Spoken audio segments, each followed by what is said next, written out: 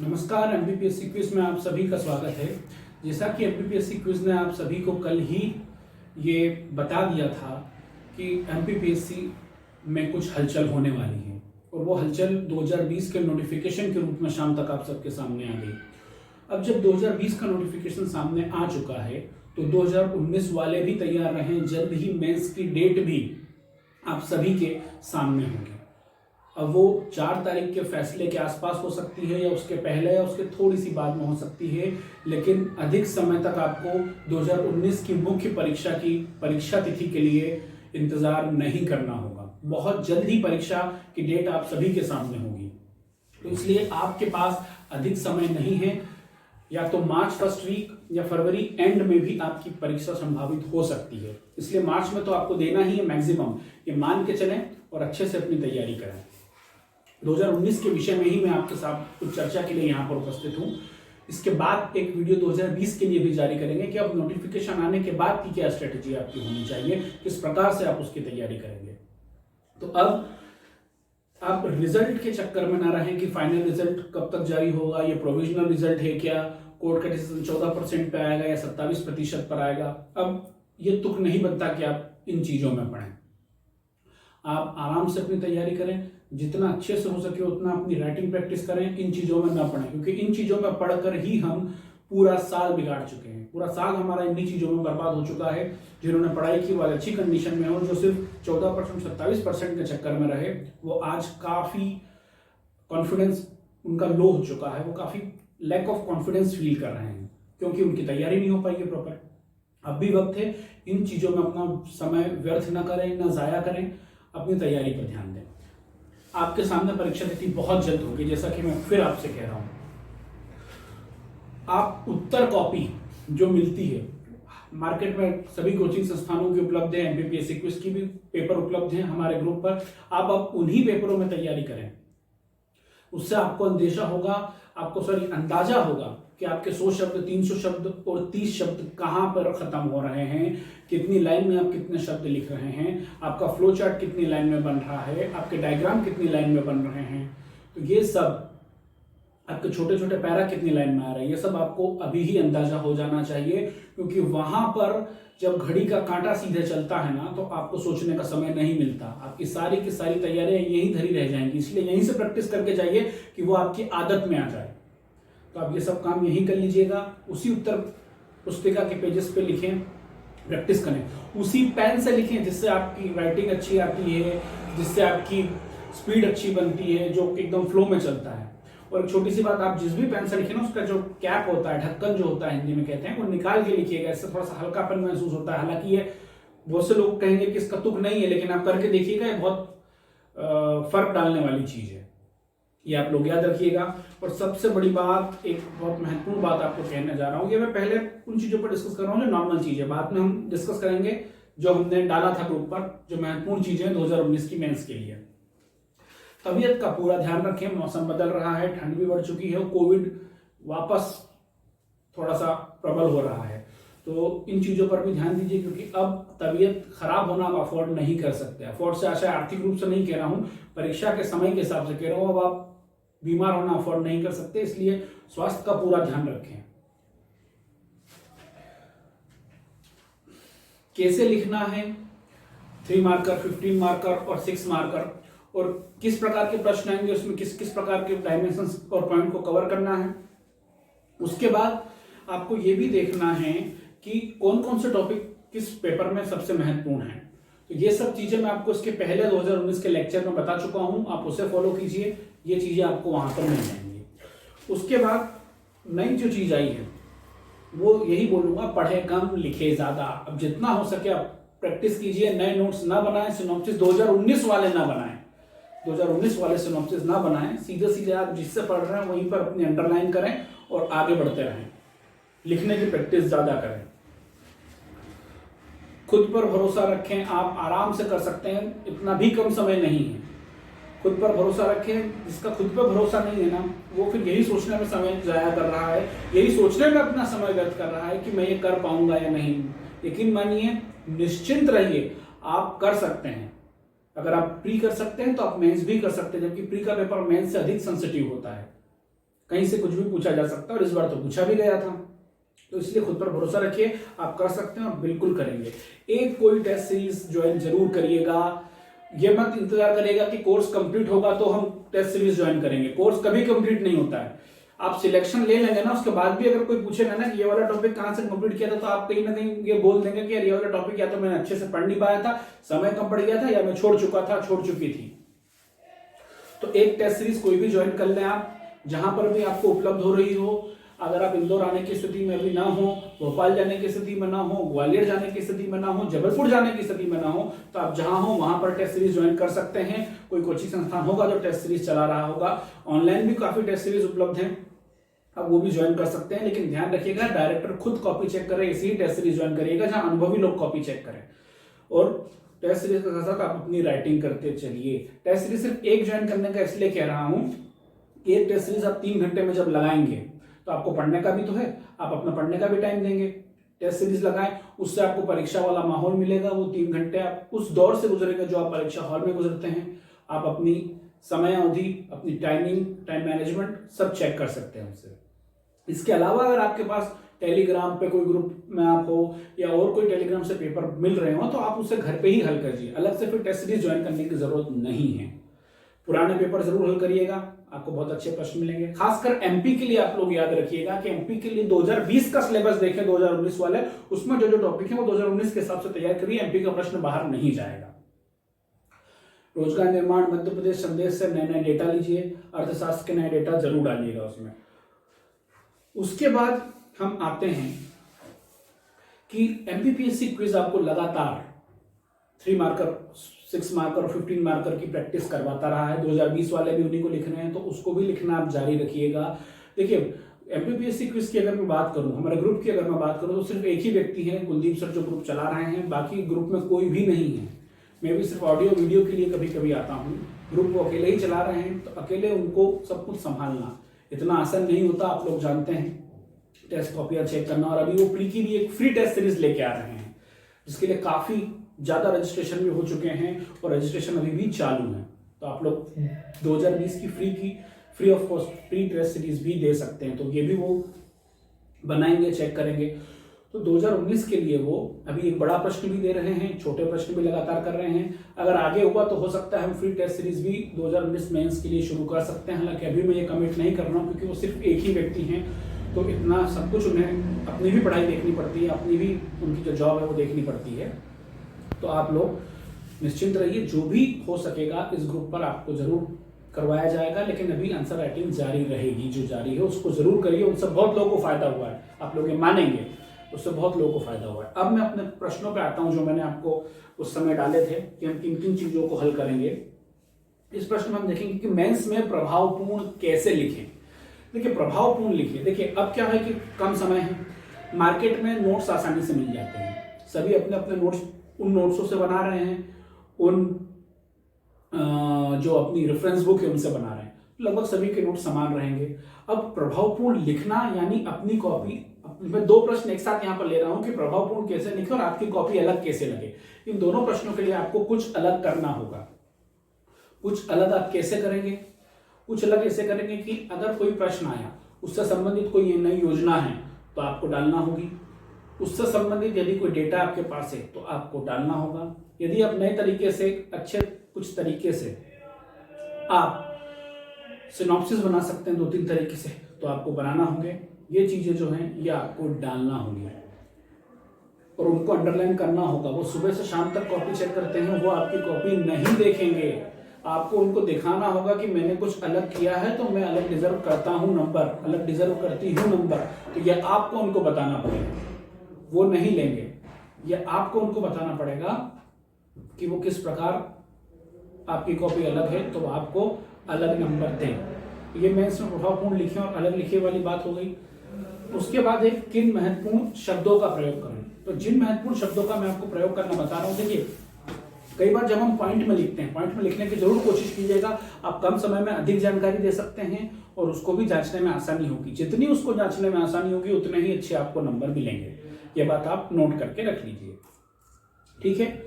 और उसके लिए उसका आपका विजिटिंग कार्ड आपकी कॉपी है, वो नहीं जानता आपको कितना ज्ञान है, तो किन महत्वपूर्ण शब्दों का प्रयोग करना है? जो हम लिखते हैं निम्नलिखित हैं, उसमें अधोलिखित हैं, अग्रलिखित हैं, निम्नांकित हैं, अलग अलग शब्दों का प्रयोग करें।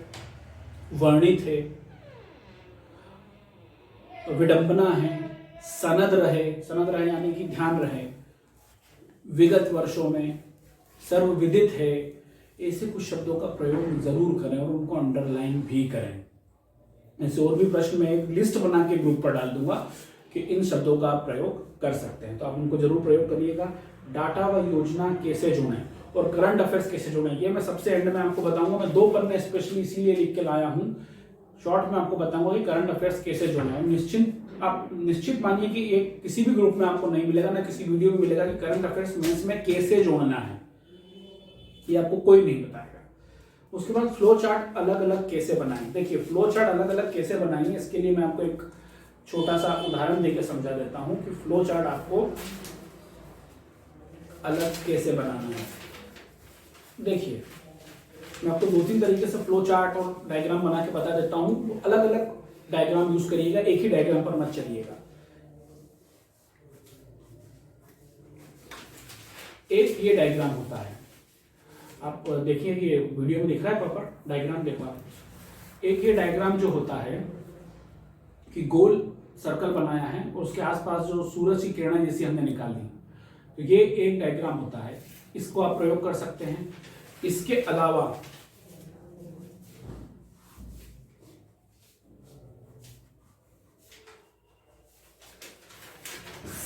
सीधी लाइन खींचकर नीचे जो हैंगर जैसे टांगते हैं, ऐसा आप फ्लो चार्ट प्रयोग कर सकते हैं। ये दूसरा फ्लो चार्ट हो गया।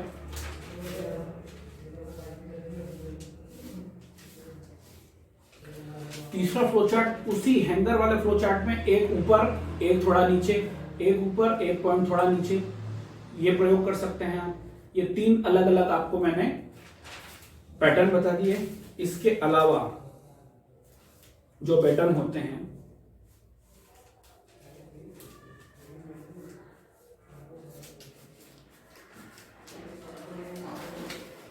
एक आपने वर्ग जैसा बनाया, 3 पॉइंट इधर लिखे, 3 पॉइंट इधर लिखे, 1 पॉइंट नीचे लिखा, 1 पॉइंट ऊपर लिखा। आप ऐसा भी प्रयोग कर सकते हैं। ये 4 अलग अलग फॉर्मेट में आपको बता चुका हूं।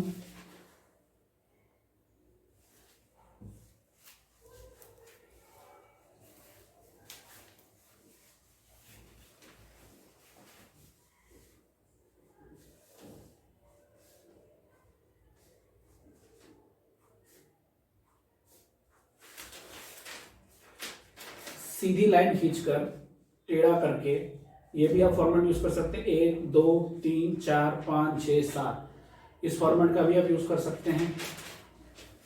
एक जो बहुत पैटर्न चलता है चांद वाला,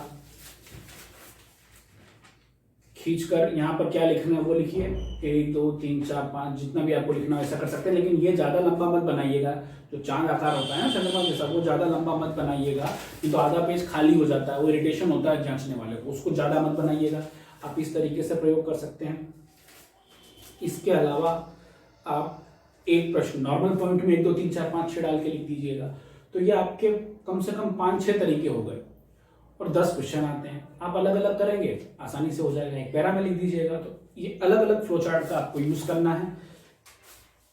और फिर बाकी कोई इंजीनियरिंग स्टूडेंट हो और फिर लड़कियों की तो ड्राइंग अच्छी होती है, तो आप लोग और नई इनोवेशन कर सकते हैं, वो कर लीजिएगा। टाइम मैनेजमेंट कैसे करें, टाइम मैनेजमेंट कैसे करें, तो टाइम मैनेजमेंट के लिए आपको घर पे ही अभी से टाइम लगा के लिखना शुरू कीजिए और उसी कॉपी में लिखना शुरू कीजिए जो एमपीपीएससी मेंस में मिलती है। आपको बाजार में ढेरों कॉपियां उपलब्ध हैं, एमपीपीएससी क्विज के पेज पर एमपीपीएससी क्विज के भी पेज उपलब्ध हैं, उन्हीं में लिखिए। टाइम मैनेजमेंट के लिए आप बांट लीजिए कि आप 3 मार्कर 15 मार्कर को अगर थोड़ा सा ज्यादा समय दे रहे हैं तो कोई चिंता की बात नहीं है। मेरे पास कई मैसेज आते हैं कि सर हमारा 6 मार्कर 4 मिनट में तैयार नहीं हो पा रहा है, 5 मिनट लग गया है। हमारा 15 मार्कर 10 मिनट में तैयार नहीं हो पा रहा है, उसमें 12 मिनट लग गए। हमारा 3 मार्कर सर 1.5 मिनट में हो रहा है। देखिए 3 मार्कर 15 मार्कर में अगर थोड़ा सा ज्यादा समय आप दे रहे हैं, थोड़े की बात कर रहा हूं मैं, तो चलेगा। स्कोरिंग है 3 मार्कर में, वो पूरा नंबर देने के लिए प्रतिबद्ध है आपको। प्रतिबद्ध मतलब अगर आपने अच्छा लिखा हो तो, और 15 मार्कर में वो 12-13 नंबर तक आपको देगा। तो आप इसमें अगर थोड़ा सा ज्यादा समय ले रहे हैं तो थोड़ा सा ज़्यादा नंबर भी कमाएंगे तो सौदा बुरा नहीं है। 6 मार्कर में आपको ज़्यादा नंबर नहीं देना है, सॉरी ज़्यादा टाइम नहीं देना है, क्योंकि वहाँ 3-4 नंबर मिलते हैं। लिखना जरूर है, छोड़ना कुछ नहीं है, लेकिन अगर सबका टाइम मैनेज हो रहा है तो अच्छी बात है। अगर थोड़ा सा भी लैग ऑफ कर रहे हैं तो 3 मार्कर 15 मार्कर में अगर ज़्यादा समय दे रहे हैं तो कोई समस्या की बात नहीं है, लेकिन आपको पेपर 1.5 घंटे में ही पूरा करना पड़ेगा। दोनों कॉपी एक साथ मिलेगी, मैं पिछले वीडियो में बता चुका हूँ कि कैसे उसको हल करना है। ऐसे टाइम मैनेजमेंट कर सकते हैं। यदि टाइम मैनेजमेंट एंड में आपको लग रहा है कि टाइम छूट रहा है, कम पड़ रहा है, फ्लो चार्ट का यूज ज़्यादा करिए, ज़्यादा जानकारी कम समय में आप दे पाएंगे, आपका टाइम बच जाएगा, कॉन्फिडेंस आएगा। मध्य प्रदेश कैसे तैयार करें मेंस हेतु, सबसे महत्वपूर्ण प्रश्न। 2020 का सिलेबस उठाइए, 2019 वाले उन टॉपिकों को तैयार कीजिए। टीएमएच की बुक आप प्रेफर कर सकते हैं, हिंदी ग्रंथ एकेडमी की बुक आप प्रेफर कर सकते हैं, मुकेश माहेश्वरी जी की बुक आती है, और कॉस्मोस पब्लिकेशन की बुक आई है, निर्माण आईएएस की बुक आई है, सिद्दीकी सर, उपकार वाले सिद्दीकी सर जो हैं उनकी भी बुक आती है, वो भी आप प्रेफर कर सकते हैं। तो इन बुकों को आप प्रेफर करें, आसानी से आप इसे हल कर सकते हैं।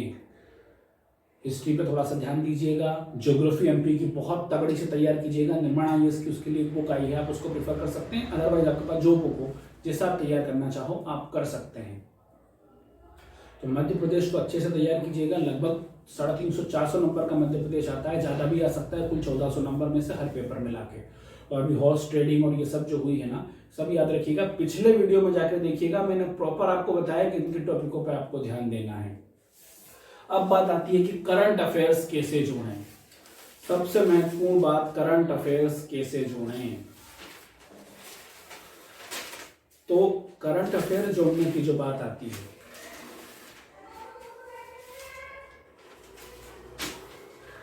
किन किन चीजों में आप करंट अफेयर जो है वो जोड़ सकते हैं। देखिए, ये कोई नहीं बताएगा आपको, मैं सब टॉपिक निकाल के लाया हूं बहुत मेहनत करके कि आप कहां कहां करंट अफेयर्स किस प्रकार से जोड़ सकते हैं। अगर पुनर्जागरण पे कोई प्रश्न आया, पुनर्जागरण में अगर कोई प्रश्न आया तो देखिए, मैं आप सबसे पहले आपको बता चलूं कि करंट अफेयर जरूरी नहीं कि आप हर ही प्रश्न में जोड़ें। मैं बता रहा हूं कि इन प्रश्नों में ऐसे जोड़े जा सकते हैं, आपको एडवांटेज मिल सकता है, लेकिन जरूरी नहीं है कि आप हर किसी में जोड़ें। और जोड़ना मतलब 1 या 2 लाइन डालना है और अंडरलाइन करना है, इसी पे फोकस नहीं करना है, जो पूछा जाए वही लिखना है। लेकिन करंट अफेयर सिर्फ 1-1.5 लाइन जो दूसरों से अलग बनाने के लिए, ताकि उसको लगे कि आप अभी अवेयर हैं, डाल सकते हैं। पूरा इस पर फोकस नहीं करना है कि हम करंट अफेयर्स ही डाल के आए हैं बस सर, ऐसा नहीं करना है। देखिए, पुनर्जागरण, पुनर्जागरण मतलब फिर से जागना। पुनर्जागरण एक तरीके से हम कोरोना के बाद फिर से जागे हैं अपनी हेल्थ के प्रति, कि हेल्थ इज वेल्थ, इसको चरितार्थ करके दिखाया है कोरोना ने। पहला सुख निरोगी काया, कोरोना ने चरितार्थ करके दिखाया है। एक तरीके से अपने स्वास्थ्य के प्रति पुनर्जागरण है लोगों का। आपके लाइन लिखिए, आयुर्वेद की तरफ जो लोग आए हैं, पुनर्जागरण है एक तरह से लोगों का। तो आप इस लाइन को ऐड कर सकते हैं कि ये किस प्रकार होगा। उसके बाद क्रांति, जितनी क्रांति है, अगर औद्योगिक क्रांति हो तो औद्योगिक क्रांति ही थी कि हम जहां स्पेनिश फ्लू, पोलियो की टीके इतने समय में बना पाए, वहां कोरोना का टीका हमने 1 साल के भीतर तैयार कर दिया, जो इमरजेंसी अप्रूवल के लिए आ गया है। ये औद्योगिक क्रांति ही है, आप जोड़ सकते हैं। क्रांति जो है, चाहे वो रूस की क्रांति हो, इंग्लैंड की क्रांति हो, चाहे फ्रांस की क्रांति हो, सभी क्रांति में एक ही चीज आपको कॉमन मिलेगी कि दबा कुचला वर्ग, जो निचला वर्ग है वही ऊपर उठ के आया है। मतलब कि जो समाज में जो वर्ग अपने आप को उपेक्षित महसूस करता है, जो वर्ग कल्याण की मुख्य धारा में शामिल नहीं है, न के बराबर है, वही उठ के सामने आता है। तो उसको किसान आंदोलन से आप जोड़ सकते हैं। एक लाइन जरूर जोड़ के लिखिएगा, आप अलग से नंबर पाएंगे, दावा है मेरा, ये आप जरूर लिखिएगा। उसके बाद हड़प्पा सभ्यता जो है उसको आप स्मार्ट सिटी से जोड़ सकते हैं। वहां का ड्रेनेज सिस्टम देखिए, सड़कें इतने आप साफ हो जाती थी, देखिए स्मार्ट सिटी, स्वच्छता के नाम पर स्मार्ट सिटी थी, नगर नियोजन में स्मार्ट सिटी थी। हड़प्पा सभ्यता को स्मार्ट सिटी से जोड़िएगा। और अब आप स्मार्ट सिटी की बात कर ही रहे हैं, तो मध्य प्रदेश में जो स्मार्ट सिटी किस प्रकार काम चल रहा है, मेट्रो प्रोजेक्ट है, अभी जो 2 मेट्रोपॉलिटन एरिया घोषित किए गए हैं, जरूर लिखिएगा, डालिएगा। इंदौर स्मार्ट सिटी जो 3R का कॉन्सेप्ट है, रीयूज, रिसाइकल और एक और जो था वो भी आप यूज़ करिएगा। 3R का कॉन्सेप्ट है, 3C का कॉन्सेप्ट है कोरोना में, ये सब चीज़ें आप यूज़ करिएगा। इंदौर की कचरा संग्रहण प्रणाली को देखिएगा, उससे फिर वो गैस बनाकर BRTS चला रहे हैं। इन सब चीज़ों पर मध्य प्रदेश स्पेशली तो आप देखिएगा, ये चीज़ें जोड़िएगा। वेद की अगर हम बात करें, वेदों की बात करें, तो वेदों से आयुर्वेद की ओर लोग आए हैं, तो वेदों की ओर लोटोनारा स्वामी दयानंद सरस्वती का चरितार्थ हुआ है। ये कोई नहीं बताएगा, बहुत गहरी बात है, इसको भी आप लोग नोट करिएगा और आसानी से आप लिखिएगा, आप नंबर पाएंगे। आज जब हम पूरा विश्व हिंसा की बात कर रहा है, पूरे विश्व में, चाहे वो इजराइल हो, जॉर्डन हो, चाइना हो, उत्तर कोरिया हो, अमेरिका हो, ये सब आजकल, पाकिस्तान तो है ही, खैर हिंसा की बात कर रहे हैं लोग, तृतीय विश्व युद्ध होने की बात कर रहे हैं मीडिया वाले, न्यूज चैनल वाले। वहीं भारत गुटनिरपेक्षता पर अड़ा हुआ है। ये गौतम बुद्ध और महावीर स्वामी और महात्मा गांधी की अहिंसा जो हमारी जड़ों में है, ये आप निबंध में भी कोट करिएगा, बहुत काम आएगा। मिश्रित संस्कृति का उद्भव एक बहुत अच्छा टॉपिक है आपके हिस्ट्री में, कि मुगल आए, अरब आए, तो हमारी संस्कृति वो क्या ले गए, वहां की संस्कृति वो क्या दे गए। आपको स्थापत्य कला से लेकर मूर्ति कला से लेकर आपके खान पान, पहनावे, सभी में मिश्रित संस्कृति का उद्भव दिखेगा। बड़े बड़े मेट्रोपॉलिटन एरिया में जाएंगे, चाहे मुंबई, दिल्ली, चेन्नई, कोलकाता, इंदौर में भी आप देख लीजिएगा, भोपाल में भी देख लीजिएगा, अलग अलग, और दिल्ली मुखर्जी नगर में तो देखते ही हैं आप लोग, ग्रामीण अलग अलग पृष्ठभूमि के, अलग अलग परिवेश के जो लोग आते हैं, छात्र छात्राएं एक साथ घुल मिल कर रहते हैं। कुछ संस्कृति वो अपनाते हैं, कुछ संस्कृति हम अपनाते हैं। आप लोग ये लिखिएगा उदाहरण के तौर पर, अगर एथिक्स में आए तो भी लिख सकते हैं। कृषक विद्रोह जितने हैं वर्तमान से जोड़िएगा। पुनर्गठन, राज्यों के पुनर्गठन की जो बात की गई, उसमें नवीन मांग जो करते हैं, जैसे विदर्भ अलग होने की मांग कर रहा है, और विदर्भ के साथ साथ देखिए लाइट चली गई है, तो आप तो थोड़ा सा एडजस्ट करिएगा, अगर नहीं दिख रहा देख लीजिए एक बार कि रोशनी सही है, ठीक है। तो आप देखिए, हम आगे बढ़ते हैं। पुनर्गठन की जो बात की जाती है, तो पुनर्गठन में आपको क्या करना है कि जो नवीन मांग आती है, विदर्भ से हमेशा उठती रहती है, बुंदेलखंड से हमेशा उठती रहती है, ये मांग उठती रहती है। कर्नाटका के अलग झंडे की एक मांग थी, जम्मू कश्मीर की एक विशेषाधिकार वाली मांग थी। तो ये पुनर्गठन से आप जोड़िएगा, जो नवीन मांगे जो समय समय पर उठती रहती है, सरकार किस प्रकार उसको टैकल करती है, क्योंकि आप ही बाद में जाकर, सरकार तो खैर क्या करती है, IAS लॉबी और IPS लॉबी और प्रशासन ही जो देश चलाता है अप्रत्यक्ष रूप से। तो आप लोग इस पर ध्यान रखिएगा। मध्य प्रदेश में अगर हम बात करें तो स्पेशली जो ओरछा और ग्वालियर को यूनेस्को ने जो अभी ऑब्लाइज किया है, उसको भी आप जोड़ सकते हैं मध्य प्रदेश की संस्कृति में।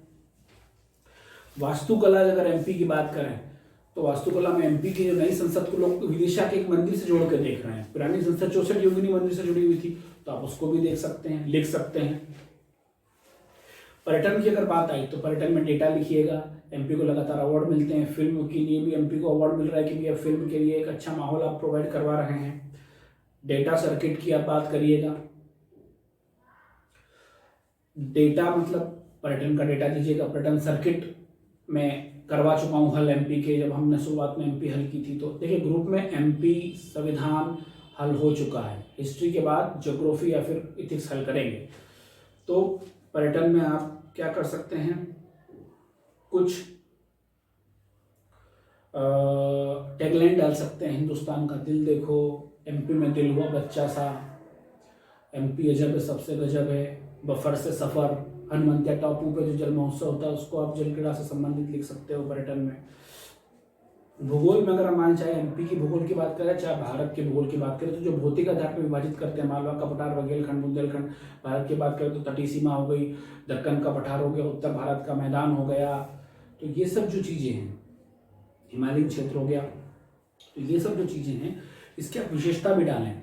कहाँ पर ज़्यादा बर्फबारी होती है, कहाँ पर ज़्यादा भूकंप आते हैं, कहाँ पर ज़्यादा ज्वालामुखी की संभावना होती है, कहाँ पर ज़्यादा ज्वालामुखी संभावना तो अंडमान निकोबार में है, जो वो एक ही हमारे यहाँ बैरन, और कहाँ पर क्या झरने हैं, क्या झील, तो ऐसी आप वहाँ पर सामने की विशेषताएं भी डालें। भौतिक में ही आप विशेषता डाल दीजिए कुछ उसकी, तो थोड़ा सा अलग लगेगा आपको, जरूर डालिएगा। मैप जरूर बनाइएगा। Again and again I am telling you, if you are dealing a question of geography, Indian, especially Indian geography or MP geography, you should put a map on that. आपको map, you should put a map in that, आपको डालना ही पड़ेगा. If you are not putting a map, you are doing a crime. सच बता रहा हूं, जरूर डालिएगा. मध्य प्रदेश में कृषि जलवायु प्रदेश है, उसमें कौन से कृषि जलवायु प्रदेश में पिछले 1-2 साल में वर्षा का स्तर क्या रहा है, कहीं कोई रिकॉर्ड उत्पादन हुआ है, कहीं कोई कृषि संबंधित योजना चालू हुई है जो उसको फायदा करेगी, वहां की क्या क्लाइमेट है, जरूर डालिए. ये एक एक लाइन में ही डालना है आपको, ये प्री में भी काम आएगा, लेकिन यही डालना आपको आपकी कॉपी को दूसरों से अलग बनाएगा. जब नंबर मिलेंगे ना, बाद में जाके अपनी कॉपी चेक कर लेना, आरटीआई के थ्रू दे सकते हैं. ये चीजें ही आपको काम में आएंगी. जनांकी, चाहे मध्य प्रदेश की हो चाहे भारत की, उसको जनांकी लाभांश से जोड़ें, जैसा कि हमारे पीएम साहब कहते हैं. जनांकी लाभांश से जोड़ेंगे. हमारे पास सबसे ज्यादा युवा वर्ग है, उसके लिए हम स्टार्टअप में काम कर रहे हैं, उसके लिए हम अच्छी टेक्नोलॉजी में काम कर रहे हैं. जनांकी लाभांश में जनजाति की जो कल्याणकारी योजना है, क्योंकि एमपी में सबसे ज्यादा जनजाति पाई जाती है, उनको जोड़ें. आपदाग्रस्त जनजातियां कि अगर कोई प्रश्न है तो उनका कारण भी लिखें 2-3 कि वो आपदाग्रस्त क्यों हैं, फिर उनके सुधार के लिए क्या योजनाएं चला जा रही है वो लिखें. अगर सुधार की योजना भी है तो भी 1-2 लाइन में 1-2 पॉइंट में कारण जरूर बताएं. कृषि के पूरे टॉपिक कवर कर लीजिएगा एमपी और इंडिया के, क्योंकि किसान आंदोलन के कारण प्रबल संभावना है कि वो होगा. किसान के जो संगठन है वो दबाव समूह के रूप में काम करेंगे. तो देखिए, अभी मुझे याद आ गया, तो दबाव समूह जो होता है ना, उसके एवज में या उससे कनेक्ट करके भी आप किसान आंदोलन पढ़िएगा. मृदा की अगर कोई बात है तो मृदा सॉइल हेल्थ कार्ड जो योजना चालू हुई थी, मृदा के लिए जगह जगह प्रयोगशाला हर जिले और तहसील में स्थापित की गई है, आप वो जोड़िए. खाद्य प्रसंस्करण में फूड पार्क, पैकेजिंग, उसके लिए जो स्टार्टअप इकाइयां हैं आप वो जोड़ सकते हैं. ध्यान रखिएगा, again and again I am telling you कि ओनली पुट 1 और 2 लाइन, सिर्फ 1 या 2 लाइन ही लिखना अलग से, जो भी समय बचाएं. तो हर किसी में जुड़ने की जरूरत नहीं है, बता रहा हूं कि जिनमें से जितना में याद है जुड़िएगा, आपको फायदा मिलेगा. भूमि सुधार की बात करें तो अभी जैसे किसान कह रहे हमारी भूमि छीन ली जाएगी, तो भूमि के लिए पहले भी कई बार भूमि सुधार कानूनों को लेकर माथापच्ची सरकार और किसान संगठनों में हुई है. तो उसको भूमि सुधार के लिए कब कब क्या क्या हुआ वो आप देख लीजिएगा. जल प्रबंधन में नई तकनीकें, जैसे आजकल वर्षा का पानी सीधा छत से जमीन में उतार देते हैं वो, ताकि वाटर लेवल सही रहे, उसको स्टोर कर लेते हैं. वो जल प्रबंधन की नई नई तकनीकें जो राजस्थान तक में अपनाई जा रही हैं, जहाँ पर ज़्यादा कमी है. आर्सेनिक का क्या काम है, जल में क्या नुकसान करता है, वो भारी जल जो है वो, इनको आप लोग हल कर लीजिएगा. जल प्रबंधन में नई तकनीकें. आपदा में चित्र और डायग्राम के माध्यम से आपदा प्रबंधन में क्या है, कैसे काम करेंगे. तो आपदा चक्र जो चलता है, आपदा, उसके बाद आपदा के पूर्व की तैयारी, आपदा आ गई उस समय क्या तैयारी है, बाद में राहत पुनरुत्थान क्या होता है, संचार कैसे काम करता है. देखिए, मैं आपको आपदा के लिए बताऊं आपदा क्या होता है. अगर इसमें रूम में बैठा हूं, आप जहां से ये वीडियो सुन रहे हैं, आग लग गई, क्या करोगे, भागोगे ना जान बचा के. वो आपदा प्रबंधन ही तो है. बस ये आपदा प्रबंधन सभी को आता है. घर में आप की मम्मी या सिस्टर या वाइफ जो भी हो, वो खाना बना रही है, टंकी में आग लग गई, क्या करेंगे आप, भागेंगे ना. यही आपदा प्रबंधन है. बस वहां आपको वो स्टेप बाय स्टेप लिखना है और थोड़ा सा प्रशिक्षित आपदा प्रबंधन करना है प्रशिक्षण के साथ, वही आपदा प्रबंधन होता है. तो उसको आप चक्र के माध्यम से समझाएं. उसके बाद सभी आपदा देश में जो हुआ, जैसे कई बार आपदा के लिए भी केसेस स्टडी दिए कि सुनामी, इलाहाबाद भगदड़, उज्जैन कुंभ भगदड़, जितनी भी आपदा दी है ना, उसमें आप देखिए राहत पुनर्वास लगभग सभी में सेम होगा. ठीक है, आपदा के दौरान की तैयारी सभी में सेम होगी, सिर्फ उनके कारण कब हुई ये आपको अलग करना है. तो ध्यान रखिएगा. ये पहला पेपर कंप्लीट हुआ कि कहाँ कहाँ आप करंट पहले पेपर में भी जोड़ सकते हैं, जो कोई नहीं बताएगा. दूसरे पेपर की यदि मैं बात करूं कि दूसरा पेपर जो आपका संविधान और सेकंड पेपर का सेकंड पार्ट है, उसमें प्रस्तावना में आप सुप्रीम कोर्ट इसी को मानता है. जब भी संविधान की बात आती है तो प्रस्तावना को ही मानता है, आदर्शों का प्रतीक है, संशोधन हो सकता है, ये सारी जानकारी आपको है, तो आप इसको यूज करिएगा. अगर सिर्फ प्रस्तावना लिखने की बात आती है तो विशेष करके लिख दीजिएगा. मौलिक अधिकार, मौलिक अधिकारों में भी सुप्रीम कोर्ट ने बोला था स्वास्थ्य का अधिकार, खाना और स्वास्थ्य मौलिक अधिकार में हो, सुप्रीम कोर्ट ने कहा था. राज्य का कर्तव्य होता है, तो आप उसको नोट करिए. गरिमामय जीवन मौलिक अधिकार है. जब लोग पैदल जा रहे थे कोविड के समय, तो राज्य कहाँ था, क्या उसके नीति निश्चित तत्वों के अंतर्गत क्या उसका कर्तव्य नहीं था कि अपने राज्य के सम्मानित नागरिकों को गरिमामय तरीके से उनके घर पर पहुंचा सके? अब ये खैर बहस का मुद्दा है, लेकिन आप निबंध में लिख सकते हैं। नीति निषेध तत्व में राज्य और कोविड से जोड़ें। ग्राम पंचायत के चुनाव आने वाले वो नीति निषेध तत्वों में है। अंतर्राष्ट्रीय शांति सुरक्षा पक्ष जो तत्व विशुद्ध की बात कर रहे हैं वो नीति निषेध तत्वों में है। स्वास्थ्य नीति निषेध तत्वों में, समान निःशुल्क विधिक सहायता नीति निषेध तत्वों में है। महिला और बच्चों के नीति निषेध तत्वों में, जो सामाजिक और आर्थिक लोकतंत्र की स्थापना करना जो नीति निषेध तत्वों का उद्देश्य है, आप उसको भी करंट से जोड़ सकते हैं, स्पेशली कोविड से। कोविड तो आप कहीं भी जोड़िए, बिल्कुल जोड़िए। न्यायपालिका की भी बात करें तो केस लिखिए, उनकी सक्रियता लिखिए, समय समय पर जो दिखाती है वो लिखिए। हालांकि पीएससी के मामले में सक्रियता शिथिल हो जाती है, लेकिन फिर भी लिखिएगा। शक्ति विभाजन में विवाद होते हैं केंद्र और राज्य में, उसमें एक तो केस जो है वो डाल सकते हैं आप। केस के लिए आप सीधा केस डाल दीजिएगा कि कौन कौन से केस हुए, जो आपको लिखना हो 4-5-10 केस लिख के रखिएगा। केस का बहुत प्रभाव पड़ता है। स्थानीय स्वशासन, चाहे 73-74 अमेंडमेंट हो या फिर नगरीय निकाय, ग्रामीण निकाय के चुनाव हो, जो भी होने वाले हैं, उसको जरूर हल कीजिए, क्योंकि अभी एमपी में चुनाव है, जिससे संबंधित प्रश्न बनने की संभावना है। इनके कार्य, इनके वार्ड, ग्राम सभा, ग्राम पंचायत, उनकी बैठकें, सब। सक्रियता, जो न्यायिक सक्रियता की मैंने बात की थी ना, उसमें आप उदाहरण दें। PIL लगा सकते हैं, PIL का उदाहरण दे सकते हैं, उनकी रिटों का उदाहरण दे सकते हैं। ये सक्रियता के ही उदाहरण होते हैं, आप उदाहरण दें। कई बार वो सरकार को आदेशित करने की भाषा में बोलता है कि आप ये नहीं करें, आप ये करें। अभी किसान आंदोलन पर उन्होंने बोला कि पहले बात करें, तो ये न्यायिक सक्रियता के उदाहरण है। राजनीतिक दल जो बन रहे हैं, उनमें नए दलों का उदाहरण दें। कई बार ये किसान आंदोलन से भी एक नया दल उभर के सामने आएगा, जैसे आम आदमी पार्टी काला धन से आई थी। तो राजनीतिक दल जो नए दल बने हैं, नए दल को जो राष्ट्रीय दल का दर्जा मिला है, वो भी आप इसमें जोड़ सकते हैं राजनीतिक दलों में। निर्वाचन में सुधार की अगर आप बात करें तो आप सुझाव दे सकते हैं। एक राष्ट्रीय चुनाव का मुद्दा गरमाया हुआ है, निबंध आने की प्रबल संभावना है, प्रश्न बनने की प्रबल संभावना है, तो आप एक राष्ट्रीय चुनाव का भी सुझाव दे सकते हैं। निर्वाचन आयोग में नए सुझाव दे सकते हैं कि नामावली को पारदर्शिता के साथ बनाया जाए। कई बार फर्जी नाम आ जाते हैं। स्वास्थ्य की बात करें तो महिला और बच्चों में जो उपचारात्मक कार्यक्रम है, मतलब बीमारी से पहले उपचारात्मक, थोड़े निरोधात्मक जो उपचार से पहले हैं, बीमारी से पहले, उपचारात्मक जो बीमारी के बाद है, कौन कौन से महिला और बच्चों के लिए स्पेशल कराएं।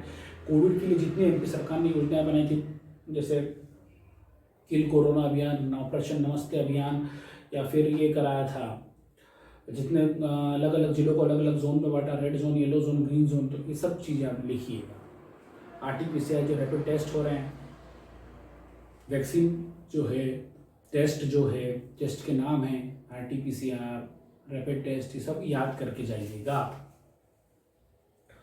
चिकित्सा और पैरामेडिकल स्टाफ से प्रश्न जरूर बनेगा, क्योंकि यही कोविड योद्धा भगवान बन के उभरे हैं ये कोरोना काल में, तो इनसे संबंधित प्रश्न बनने की प्रोबेबिलिटी बहुत है। आप लोग इसे उदाहरण सहित याद करिएगा, कोविड का उदाहरण देकर। कुपोषण में डेटा दें, कुपोषण एमपी में कितना है, कितनी मृत्यु दर हो रही है इन्फेंट की कुपोषण से। कुपोषण महिलाओं में हो रहा है, तभी तो मातृत्व मृत्यु दर बढ़ रही है। कौन सा जिला क्या कर रहा है, किस जिले ने क्या अभियान चलाया है, लालिमा अभियान जो कुपोषण में डेटा दें, और इनको रोकथाम के लिए जो एमपी सरकार जो काम कर रही है, भारत सरकार जो काम कर रही है, वो जरूर दें। संक्रामक असंक्रामक रोग जरूर पढ़ के जाएं, क्योंकि कोरोना एक संक्रामक रोग है, उससे प्रश्न बनने की प्रबल संभावना है। उसके उदाहरण भी दे सकते हैं, कौन सा संक्रामक है, कौन सा नहीं है।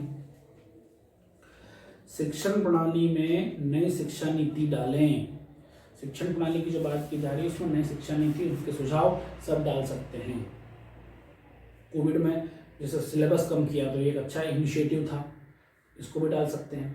कल्याणकारी कार्यक्रम में उनके हितार्थ का डेटा लिखिए कि कल्याणकारी कोई योजना हुई, उससे कितने लोग लाभान्वित हुए, नेट पे डेटा मिल जाएगा।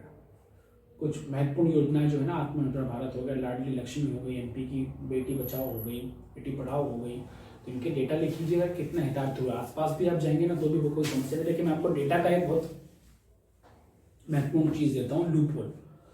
आप डेटा कुछ भी लिख दीजिएगा, योजना का नाम बनाइएगा, लिख दीजिएगा। ज़्यादा भी नहीं कि हर पेपर में लिख रहे हैं कि भैया उन्होंने बोला था हर पेपर में 2, नहीं, थोड़ा थोड़ा आप लिख सकते हैं। डेटा भी आसपास आप 37.8 पॉइंट लगा के लिखिएगा, एग्जैक्ट मत लिखिएगा, तो थोड़ा चल जाता है।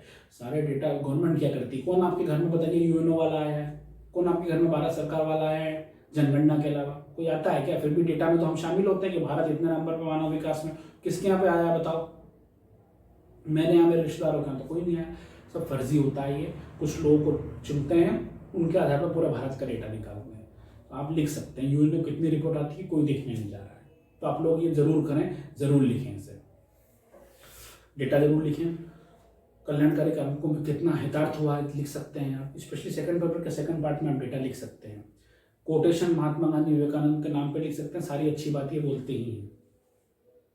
संगठन चाहे वो WTO हो गया, WHO हो गया, शार्क हो गया, ब्रिक्स हो गया, आसियान हो गया, इनमें भारत की क्या भूमिका है 4-5 पॉइंट में तैयार कर लीजिए। इनके भारत से संबंध कैसे हैं 4-5 पॉइंट में तैयार कर लीजिए। भारत को अगर इन्होंने कुछ विशेष दिया है तो पॉइंट में तैयार कर लीजिएगा। कोविड के संदर्भ में इनकी भूमिका कैसे रहेगी ये भी प्रश्न बन सकता है, सभी संगठनों से पढ़ लीजिएगा। तकनीक तीसरे पेपर में अगर मैं आऊँ तो टेक्नोलॉजी में नवीन उपग्रह कौन कौन सा है, इसरो ने सैटेलाइट कौन सा लॉन्च किया, चाहिए संचार के लिए था, एजुकेशन के लिए था और तकनीक के लिए था। तो आप इसे भी कंप्लीट कर सकते हैं। भारतीयों का क्या योगदान है, तो MP के कुछ लोग मंगलयान के समय थे, चंद्रयान 2 के समय थे, बड़वानी में अनिल काकोडकर जो थे वो परमाणु विस्फोट के समय थे।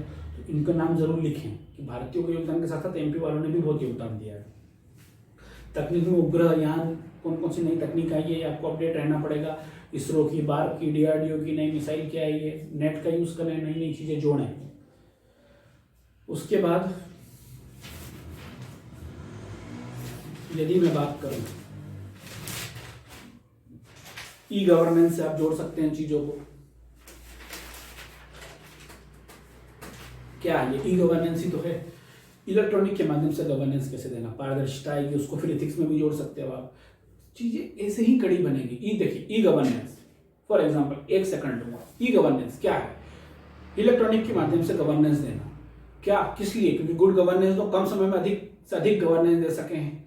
भ्रष्टाचार कम होगा, क्यों? पारदर्शिता बढ़ेगी। भ्रष्टाचार कम होगा तो अर्थव्यवस्था में भी सुधार आएगा, क्योंकि एक पैरेलल अर्थव्यवस्था चलती है, हम बताते हैं काले धन की भ्रष्टाचार से ही तो चलती है।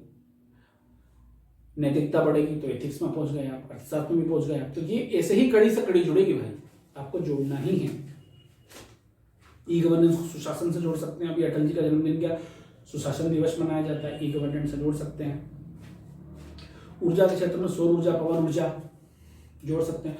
सौर गठबंधन जो किया था मोदी ने, उसका मुख्यालय है गुरुग्राम में। कितने लोग जुड़ गए हैं, कितने देश जुड़ गए हैं, क्या क्या उसमें काम कर रहा है, कब तक कितनी एनर्जी उत्पादन करने का लक्ष्य है। देखिए मध्य प्रदेश में ताप विद्युत, जल विद्युत के क्या काम है, देखिए कितनी योजनाएं चल रही हैं। धारणीय विकास में भी पर्यावरण सुधार कैसे हो रहे हैं, जोड़ सकते हैं। धारणीय विकास क्या है? ई वेस्ट जो होता है, इलेक्ट्रॉनिक वेस्ट, उसमें लेटेस्ट डेटा आप ले सकते हैं। नेट पे चेक करिएगा कौन सा देश कितना कर रहा है ई वेस्ट। अंतरिक्ष में भी अब तो ई वेस्ट है, उसको नष्ट करने के लिए बहुत से उपग्रह यान छोड़े जा रहे हैं, वो भी आप लिख सकते हैं। जलवायु परिवर्तन में भारत और UN ने क्या क्या प्रयास किए, पर्यावरणीय पदछाप में भारत ने क्या प्रयास किए, कौन सा राज्य पर्यावरणीय पदछाप जो अपनी जो है वो कार्बन क्रेडिट बेच रहा है ऐसा राज्य शायद हिमाचल या भूटान देश भी है, आप देख लीजिएगा। मंद औद्योगिकरण के कारण चाहे MP के हो चाहे भारत के, उनको हटाने के लिए MP सरकार या भारत सरकार क्या क्या कदम उठा रही है, उसमें ईज ऑफ डूइंग पे आप जोड़ सकते हैं कि कितना सुधार हुआ है। अर्थव्यवस्था की चुनौतियां, अर्थव्यवस्था की चुनौतियों में डेटा, कितनी अर्थव्यवस्था नीचे जा रही है अलग अलग संगठनों से। WTO क्या बोल रहा है, वर्ल्ड बैंक क्या बोल रही है, IMF क्या बोल रहा है, एशियन डेवलपमेंट बैंक क्या बोल रही है, अंकटाड क्या बोल रहा है, ये आपको देखना पड़ेगा। उसके बाद कोविड के कारण अर्थव्यवस्था में क्या घाटा हुआ है, ये अर्थव्यवस्था के लिए चुनौती है, ये आप जोड़िए। तो ये सब चीजें ना एक एक दो लाइन में आएंगी। कहाँ से? मैंने बता दिया आपको, हिस्ट्री से। वेदों के लोटो कोई नहीं बताएगा, जोड़िए। गरीबी, बेरोजगारी, पलायन, माइग्रेशन जो होता है, पॉवर्टी और अनएम्प्लॉयमेंट, माइग्रेशन, इनमें भी आप डेटा जोड़ सकते हैं। कोविड में बहुत से लोग, अब पता चला कितना पलायन था, MP से भी और बिहार से भी और हर जगह से, क्योंकि लोग कैसे आ रहे थे बस भर भर के, मजदूर सड़कों पर थे, वो पलायन था भारत का, वो असली भारत था। डिमेंट में जोड़िएगा तो उनके डेटा लिख सकते हैं। वापस भी लोग जा रहे हैं काम करने, डेटा मतलब एक राज्य कल्याणकारी होने का दावा करता है नीति निषेध तत्वों में, और अपने यहाँ के मजदूरों को अपने राज्य में क्या नहीं दे सकता है, एम्प्लॉयमेंट नहीं दे सकता है। सहकारिता में नारे जोड़े, बिना सहकार नहीं उद्धार। ये नारा है, गवर्नमेंट का ही नारा है, मैं अपनी तरफ से नहीं बनाता हूँ। तो ये चीज़ें जोड़ें सहकारिता में। सब्सिडी की जो बात आई, मतलब हिंदी में सहायकी, सब्सिडी, डीबीटीएल योजना आई थी, डायरेक्ट बेनिफिट ट्रांसफर को सब्सिडी से जोड़ें। लिमिट अभियान आया था कि आप लोगों ने ये सब्सिडी छोड़ी थी, वो छोड़ें। तो ये सब चीज़ें जो है ना, छोड़ें मतलब जोड़ें, तो वो सब चीज़ें आप लिखिएगा। पीडीएस, पब्लिक डिस्ट्रीब्यूशन सिस्टम, लोक वितरण प्रणाली, जो हमारी कंट्रोल सरकारी राशन की दुकानें होती वो, उसको भी आप पीडीएस से जोड़ सकते हैं, जोड़िए उसे। लोक प्रशासन, अगर हम इथिक्स में, लोक प्रशासन में सद्गुण बनाए रखने के लिए आप एग्जाम्पल दें। कोविड के समय कुछ IAS IPS ऐसे हैं जिन्होंने आउट ऑफ द वे जाके लोगों की हेल्प की है, चाहे वो खाना खिलाना हो, किसी ने कुछ MP के ही एक शायद IAS थे जिन्होंने अपने खर्चे पे एक शिविर लगवाया था, देखिएगा, नाम नहीं लेना है, लेकिन कुछ लोग ऐसे आगे आए थे। तो ये सद्गुण है, नैतिकता है। सरकारी कर्मचारियों के बजाय संगठनों का भी नाम लिख सकते हैं। सद्गुण नहीं है तो क्या है, नैतिकता नहीं है तो क्या है, अब जोड़ सकते हैं।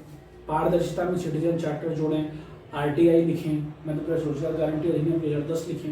ये सब पारदर्शिता के तो उदाहरण है कि कितना आसानी से हम आपको पारदर्शिता दे रहे हैं, जोड़ रहे हैं। ये पारदर्शिता के उदाहरण, उनको आप हल कीजिए। इथिक्स में चाहें तो आप पुराने वैदिक और लौकिक के उदाहरण ले सकते हैं। कैसे?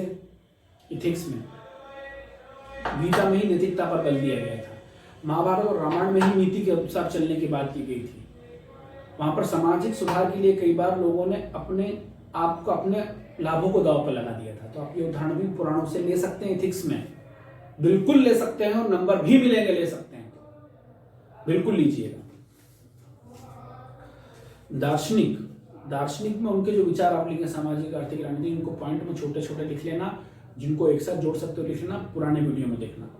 जहां प्रासंगिक लगे वहां पर नई चीजें भी जोड़ सकते हैं। जैसे चाणक्य, जिसके हाथ में वित्त है उससे ईमानदारी की उम्मीद नहीं की जा सकती। ज्यादातर अकाउंटेंट में ही घोटाला निकलता है। मैं ये नहीं बता रहा लिखना है ऐसा, चरितार्थ है। कौटिल्य का सप्तांग सिद्धांत चरितार्थ है। शत्रु का शत्रु मित्र, ये सब चीजें चरितार्थ है। इसीलिए तो हम इथिक्स में दार्शनिकों को पढ़ रहे हैं। अहिंसा चरितार्थ हो रही है कि नहीं, इनको प्रासंगिकता से जोड़िएगा वर्तमान में। पूर्वाग्रह में भी आपको कोई उदाहरण मिल जाएंगे कि क्या होता है कि लोग पहले ही जोड़ देते हैं कि यार वो आया है वहां से, वहां तो गलती है। कई धर्मों को प्रति लोग पूर्वाग्रह रखते हैं, कई स्थान के प्रति लोग पूर्वाग्रह रखते हैं, तो आप उनको जोड़ सकते हो। समानुभूति में उदाहरण, जैसा कि मैंने बताया, कोविड काल में लोगों ने उनके दर्द को महसूस करके आउट ऑफ द वे जाके कोरोना संगठनों, कोरोना के नाम पे जो संगठन बने तो उन्होंने हेल्प की है। कुछ संगठन हालांकि ऐसे भी थे जो पैसा कमाने में लगे हुए थे, लेकिन आपको वो नहीं लिखना है, नाम लिखने से बचना है। भ्रष्टाचार के उदाहरण दे सकते हैं आप कि कोविड काल में भी कुछ लोग भ्रष्टाचार कर रहे थे नैतिकता को ताक पर रख के, फिर कुछ लोग अच्छा काम कर रहे थे, ये भी आप लिख सकते हैं, ये एग्जाम्पल लिख सकते हैं। इथिक्स के जो प्रकरण है, केस स्टडी है, उनको वर्तमान के संबंध में अगर आया तो ठीक है। जैसे कई बार वो किसी चीज़ पे ऐसा वर्तमान में जो केस चल रहा है उसी को दे देंगे कि आप होते तो क्या करते। किसान आंदोलन का ही दे दिया आपको कि क्या करते आप अगर कलेक्टर होते, तो आप तब तो आपको अभी का लिखना है। नहीं तो किसी समान प्रकरण का उदाहरण भी दे सकते हैं कि अभी किसान आंदोलन का जैसे MP में भी हुआ था, तो किस प्रकार सरकार ने हल किया था, किस प्रकार वहाँ के प्रशासनिक अधिकारियों ने हल किया था, आप इसका उदाहरण दे सकते हैं। निबंध में कोटेशन व डेटा लिख सकते हैं। प्रकरण अध्ययन, केस स्टडी कैसे हल करना है, पिछला वीडियो देखिए, उसमें बताया। तो ये मैंने आपको बताया कि कहाँ कहाँ आप करंट ऐड कर सकते हैं। टाइम मैनेजमेंट का ध्यान रखना, 3 नंबर 15 नंबर पर पहले फोकस करना। थोड़ा सा ज़्यादा समय अगर ये ले जाए तो कोई समस्या नहीं, एक्स्ट्रा नंबर भी देकर जाएंगे। उसी कॉपी में प्रैक्टिस करिएगा जो मेंस की कॉपी मिलती है। ये देखिए 2 पेज बड़े मुश्किल से मैंने निकाले थे कि करंट अफेयर्स आपको किस प्रकार तैयार करना है। ये आपका प्री का भी तैयार होगा। और आप ये मत सोचिएगा 19 वाले कि हम 2020 के लिए हमको प्री समय कम मिल रहा है, नहीं, आपका 80% तैयारी तो यही हो रही है यार। तो प्री आपको देनी तो है, क्योंकि तब तक आपका रिजल्ट मेंस का आएगा नहीं। आसानी से होगा, सब होगा। और 20 वाली पोस्ट भी बढ़ेगी। अगर आपको अभी से ये टेंशन हो रही है 19 वालों को, तो 20 वाली पोस्ट भी बढ़ेगी, 400 पर प्लस जाएगी। तो आप आसानी से, पूरी संभावना है 400 प्लस जाने की, तो आप आसानी से पढ़िए। करंट को जरूर 1-2 लाइनों में ऐड कीजिए, अलग से ऐड नहीं करना है, इनको आप ऐड कीजिएगा। तो ये थे मेरे आज की वीडियो के प्रश्न जो मैंने ग्रुप पर डाले थे उनका उत्तर दिया है 2019 वालों के लिए। और भी कोई समस्या हो तो आप ग्रुप पर कुलदीप सर को लिख सकते हैं। कुलदीप सर या मैं जैसा भी समय मिलेगा आपकी समस्या का निदान किया जाएगा। आंसर राइटिंग प्रैक्टिस करते रहिए और करंट को जरूर ऐड करिएगा। कोई नहीं बताएगा लेकिन नंबर यही देके जाएगा। पर्सनल एक्सपीरियंस बता रहा हूं, अपनी कॉपी जाके देख लीजिएगा, नंबर इसके जरूर मिलेंगे। इस प्रकार आप ऐड करिएगा। और भी आप ऐड कर सकते हैं। यहाँ मैंने आपको सब बताया कैसे लिखना है, डेटा कैसे जोड़ना है, करंट से कैसे जोड़ना है, नया फ्लोचार्ट कैसे बनाना है। इसके अलावा भी 2019 पे अगर कुछ भी नया मिलेगा या कुछ भी ऐसा जो आईएम पे छूट रहा होगा आपको वीडियो ऑडियो के माध्यम से जरूर बताया जाएगा। आपको कोई प्रश्न हो तो आप कुलदीप सर से संपर्क कर सकते हैं। पुराने पेपर को जरूर हल करिएगा, नए नोट्स के चक्कर में ना पड़िएगा। आपके पास जो है सफिशिएंट है उसी को रिवाइज करिएगा। ध्यान रखिएगा, लेस इज मोर। 10 पुस्तक पढ़ने की बजाय एक ही पुस्तक को 10 बार पढ़िए, सफलता जरूर मिलेगी। टाइम बहुत है, अपने आप पर विश्वास बनाए रखिए। एमपीपीएससी क्विज आपके साथ है। धन्यवाद।